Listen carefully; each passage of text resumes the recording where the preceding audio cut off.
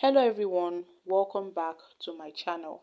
Northern traditional rulers are getting agitated, they are getting more frustrated and angry over the insistent rising killings going on in their region, and they've warned this Tinubu'S government that if Tinubu'S government does not do something about it, well, the action they will take would have dire consequences. So they've urged Tinubu to do the needful. He should better buckle up and do something about it. They've called out to the IGP, Kayode Egbetoko, state governors and other traditional rulers to also buckle up because things are really getting out of hands. So the Sultan of Sokoto lamented the repeated violence, the killings of innocent people. Look at what's happening in Borno. Insecurity has ravaged the northern region and political leaders are not doing anything about it. So he really complained, regarding the worsening security crisis, particularly in Borno state. Look at what's happening in Plateau. Look at what's happening in Benue, in Kebbi, other states. Look at what's going on there. So they called out to the IGP, the governors, that they must do something to curb these insistent killings in the region. Guys, it seems that the North, they are not really ready. And their traditional rulers, I don't know if they are ready. Because they are saying the government should do something about this and this and this and this. But tomorrow, in the same Borno, they will go ahead and release the so-called repentant terrorists back into the society.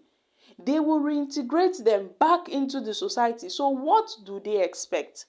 When there are no consequences, when there are no tangible punishments for those acts, it will encourage other persons to go and take the lives of innocent people because they know at the end of the day, their government would take them to a rehabilitation center and after 6 months release them back into the society. They know there are no tangible consequences or punishment or severe punishment for such crimes. In fact, they tend to applaud them and they welcome them and they pamper them.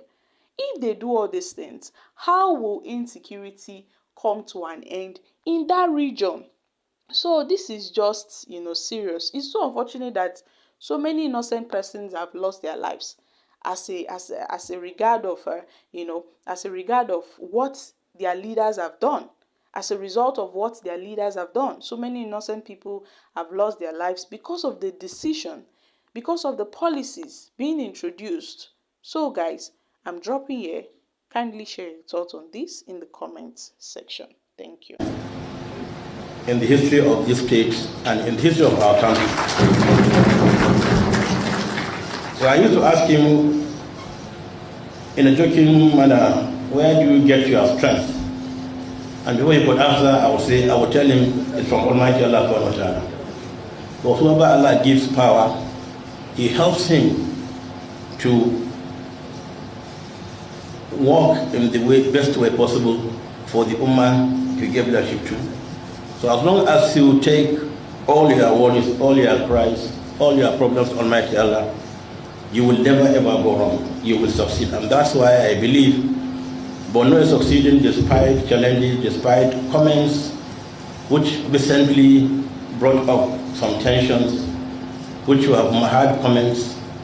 And Alhamdulillah, since we have brought this meeting here, I think it's best for us to discuss all these issues at the closed door. The insecurity in the country, in the north in particular, because Borno is here. We are here in Borno rather, and since we are here, we discuss the happenings in Borno, because we have had comments of Boko Haram returning, and I say, I would be lying. Boko Haram will never return here, inshallah, because Almighty Allah will give us the strength and the wherewithal to deal with any insecurity situation we find ourselves. I'd like to thank the governor for taking up this challenge of hosting us for the first time in the last 16 years since Shehu became the Shehu. And our coming here is not just, it's by coincidence, yes, but to prove a point that we are all brothers to one another. And as brothers, whatever happens to you, a brother also happens to you. And whatever we can do, we must do to help your brother. At least we fixed this meeting to hold in Maiduguri for so many reasons. But one best reason is for us to strengthen our unity, our brotherhood as brothers in this great country, in this great state, in this greater states of the North. And I believe we are doing just that. So our coming together is to debunk any insinuation of the insecurity returning to Borno. Yes, there is insecurity in Borno, in some parts of Borno, it's okay. There's insecurity everywhere in the world, not only in Nigeria.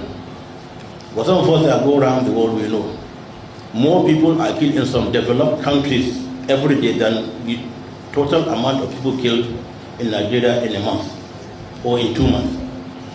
So insecurity is everywhere. And the fact that there is insecurity, there are clashes here, there is killings here and there, should wake us up for us to take action on what do we do to stem the tide of this endless and merciless and madness that's going about killing innocent people. And I think it's important for us to work harder and talk to ourselves. And in the closed session, we will do that. They will come up with what we believe we should advise our political leaders. They are the helm of affairs, and we believe in changes, and Almighty Allah has brought changes, brought the political leaders to govern the spaces that we have been there before, and we have no qualms about it. We are not worried about it, but we must work with them, and we are working with them. And so many of them, like the governor of Borno, has been one who has been working closely with traditional institutions, and I think he's been successful at some extent. So our coming together as traditional leaders in the North, senior traditional leaders, and I believe we have over 86 first-class traditional leaders in the North. We're speaking with one voice to say enough is enough of these senseless killings of innocent people across the North, across the country. We have never, and we will never support it. We have never felt happy about it. We have always been sad whenever we hear such things.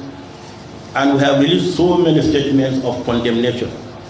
How many more times do we need to condemn all these things before our political leaders use our security agencies to bring to an end, or at least to reduce to the barest minimum, the insecurity in our country? We will not get tired of calling our leaders